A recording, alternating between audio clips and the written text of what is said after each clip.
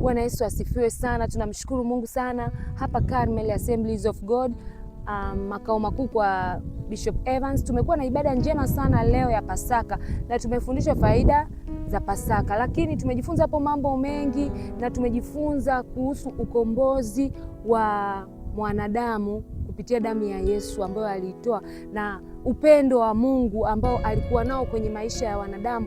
Mungu alituona kwamba tumepotea. Mungu alituona tunaenda kwenye njia ambazo si sahihi, tunafanya asiyompendeza. Mungu akakubali kumtoa mwanae wa pekee ambaye ni Yesu Kristo, akakubali kufa msalabani kwa ajili ya dhambi zetu. Tumejifunza mambo mengi sana leo hapa Carmel, kwamba Yesu amefanyika kuwa daraja la upatanishi kati yetu sisi wanadamu, lakini na Mungu ambaye ametuumba. Kwa hivyo tumejifunza vitu vingi sana, faida za Mungu. Ametukomboa, ametuepusha na laana, ametuepusha na mikosi, ametuepusha na mambo mabaya ambayo shetani amekuwa akikusudia kuyafanya kwenye maisha yetu. Kupitia damu ya Yesu Kristo tumekombolewa, tumewekwa huru, tunabarikiwa, tunapata uponyaji, tunapata afya na nguvu.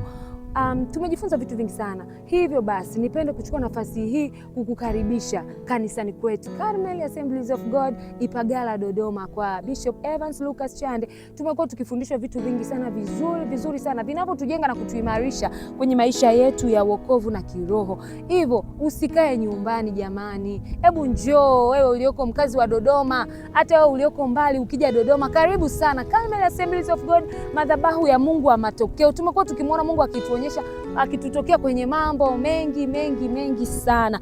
Usiache ibada, usiache kuja kumwabudu Mungu. Karibu sana ujumuike nasi kwa mafundisho mbalimbali. Jumatano tunakuwa na ibada, Ijumaa tunakuwa na ibada jioni pia ya maombezi, lakini Jumapili pia kuanzia saa 1 tunakuwa na ibada ya pili inaanza saa 4 kamili, na jioni tunakuwa na mafundisho kuanzia saa 10. Usiache ibada jamani, tuje, tunapata vitu vingi sana, tunapata maombi, tunapata ushauri, tunapata vitu vingi sana unapokuja kanisani. Usiache kuja ibadani, usiache kuja kumwabudu Mungu. Tunapokuja kumwabudu Mungu tunakutana na majibu ya maswali yetu. Karibu sana, usipange kukosa.